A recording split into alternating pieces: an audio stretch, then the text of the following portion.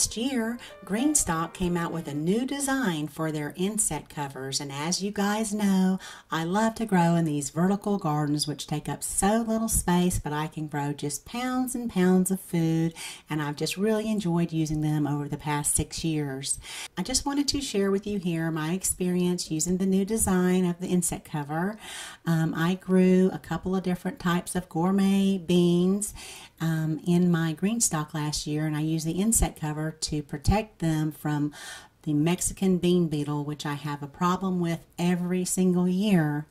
And I wanted to show you how it worked for me. Right here, first I'll show you the problem that I always have in this insect. Now, I shared this with my subscribers over the years. It's a little bug. It's called a Mexican bean beetle. It looks a lot like a copper ladybug, but it is not. It's not a ladybug, and it will cause a lot of damage, especially when they lay their little clusters of eggs, and then those hatch, and before you know it, they have infested all of my plants, and they just cause a lot of damage, especially to the leaves. They eat the leaves first, and then they move on to the beans. But the best way, I think, especially if you practice organic methods of gardening, is to provide a barrier to protect your plants from insects. And it's very easy to do if you're growing in a small space.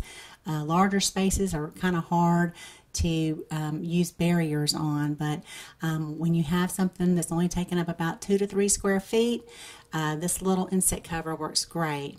So the box here on the left, that's the insect cover, and then on the right, purchased separately, is a plant support. These were provided to me by Greenstalk, so I could give it a try and share with you how it worked for me. And each one, is my understanding, is individually sewn by hand, and there's a little label there for who made it. So I popped on my plant support, and then on went the cover. It's very well made. You can tell just by when you put it on there, and it gives my plants plenty of space around to grow, so it's not real tight fitting, and it didn't damage my plants. And so to water it, I just filled up my bucket here of water, and I just poured it right into the top where the water reservoir is. It drained right through there. It worked fine to water it that way.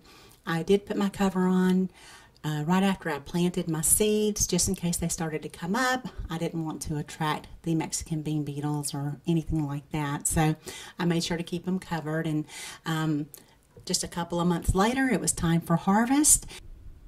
Now, I found it easier when I was going through just to go ahead and remove the cover and then get in there and cut all those green beans that were ready for harvest and then put the cover back on. You don't have to do that. The opening is plenty big enough to get in there and harvest whatever it is you're after, but I just found it to be easier to do this. Now, if you have the little swivel base where you can just kind of turn it around, that works great too. I found that to be very easy with something else I was growing. So just depends. I'm just sharing with you what I did, and removing that cover and putting it back on made it a little bit easier for me.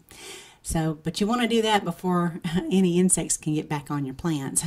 So just a reminder that right now, at the making of this video, there is a huge sale going on over there at Greenstalk. I'll leave my link down below, and if you use my code rainbowgardens at checkout, you'll get an additional $10 off of a Greenstalk. So this is a great sale, and it goes on through March 21st. So if you have any questions, please leave them down below. I'll be more than happy to help you. Thank you so much for watching. Y'all have a beautiful day.